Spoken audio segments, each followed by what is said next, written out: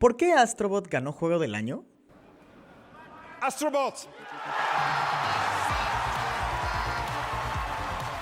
La última edición de los Game Awards dio mucho de qué hablar.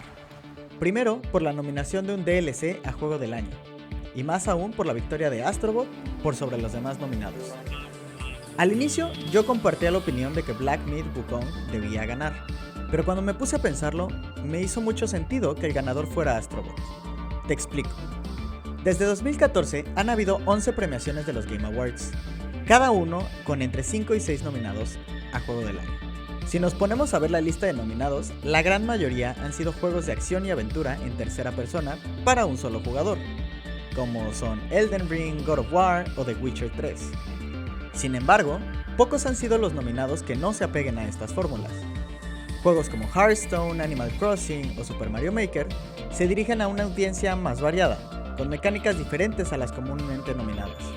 Y pocos juegos llegan a ser multijugador, como es el caso de Overwatch, PUBG o Smash Bros. El 2023 estuvo cargado con juegos de muy alta calidad y muy esperados por sus fanáticos. Baldur's Gate 3 se llevó el más que merecido premio al Juego del Año. Los juegos de los titanes de la industria no estaban al nivel de un juego hecho con tanta atención al detalle, que cada jugador experimentaría de maneras muy diferentes y hecho por un estudio independiente. Pero la premiación de 2024 no sería igual. 2024 tuvo buenos juegos, algunos de ellos independientes, pero hubo pocos que resaltaran ante la comunidad. Los nominados a Juego del Año fueron quizá de los juegos que más se habló en la comunidad.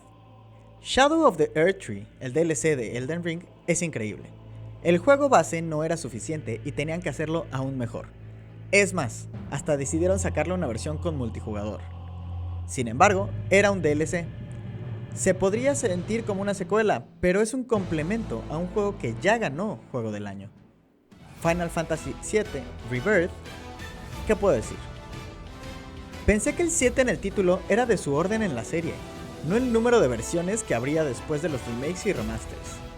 Cada año hay muchos juegos nuevos, con mecánicas e historias nuevas, que vale la pena probar. Estos dos juegos, sin embargo, en mi opinión cero profesional, qué bueno que no ganaron.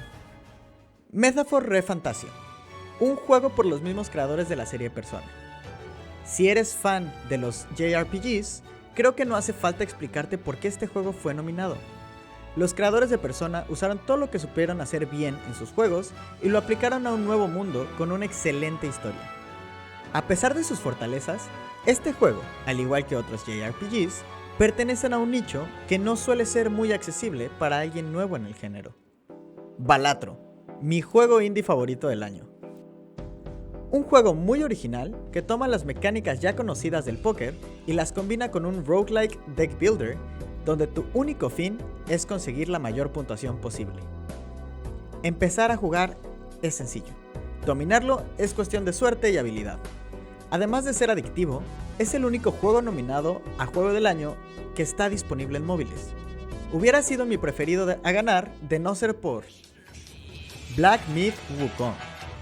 Al igual que Elden Ring, pertenece al subgénero de los Souls-like, estos juegos de rol de acción de alta dificultad que piden al jugador dominar sus movimientos para salir victoriosos en las retadoras batallas que presentan. Además de que su personaje principal es uno de los personajes más icónicos de la cultura china, Sun Wukong. Astrobot era quizá el juego más simple de todos los nominados. Es una fórmula de plataformas 3D ya conocida, con mecánicas muy accesibles, que hacen uso del control de PlayStation y explora aún más el universo planteado en la demo incluida con PlayStation 5. Recuerdo que al anunciar al ganador, me decepcioné un poco, pero al escuchar el discurso de aceptación de Team Asobi, hubo una frase que me llamó mucho la atención. They put the user first always, never thought about any calculation. It was just about the kids especially, because we had this huge privilege to be potentially the first game to be in the hands of children, and we know what it means very much.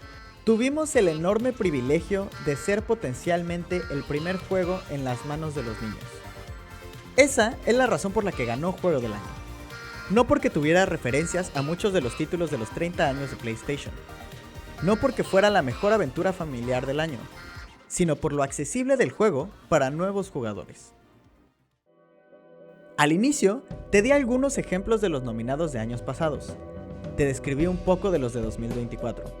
Si te pones a pensar, casi ninguno de los juegos que llegan a estar en la lista de nominados suelen ser juegos que le pondrías a alguien que juega por primera vez un videojuego.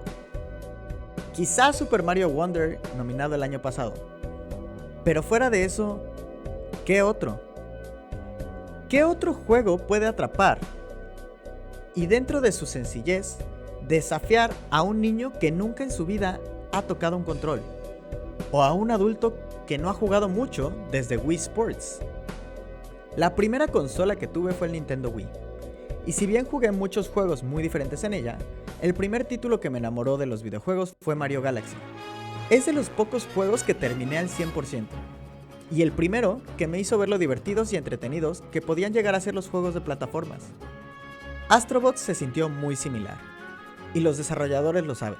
You know, platformers, PlayStation 30 years, and we made a platformer which is great. It's very nostalgic and fresh at the same time. But let's not forget that even before PlayStation, there were people making platformers. I remember I was a kid in 1989, Christmas, and I got a grey box. There was a game packed in. It was called Super Mario Brothers, and it was really, really great. So we are in Japan, we're in Tokyo, they are in Kyoto, but I want to pay tribute to the company who really put platformers and showed us innovation and quality consistently and inspired us to actually make the game that we made. Hoy en día, Roblox o Fortnite son muy populares entre los niños, pero pocos son los juegos con carisma y baja dificultad que pueden inspirar a alguien y enseñarle los miles de mundos e historias que se esconden en los distintos juegos que existen. En una industria que en años recientes ha sufrido despidos y ha estancado su creatividad en remakes y remasters, Astro Bot es una pequeña esperanza de que una nueva audiencia entre al mundo de los videojuegos y descubra todo lo que se puede crear. ¿Y tú qué opinas? ¿Fue la mejor decisión que ganara Astro Bot? Gracias por verme. Este es mi primer video y planeo hablar de temas de la industria y juegos que me gustan. Así que si quieres saber más, no olvides seguirme. Me despido por ahora, pero no sin antes decirte, sigue jugando.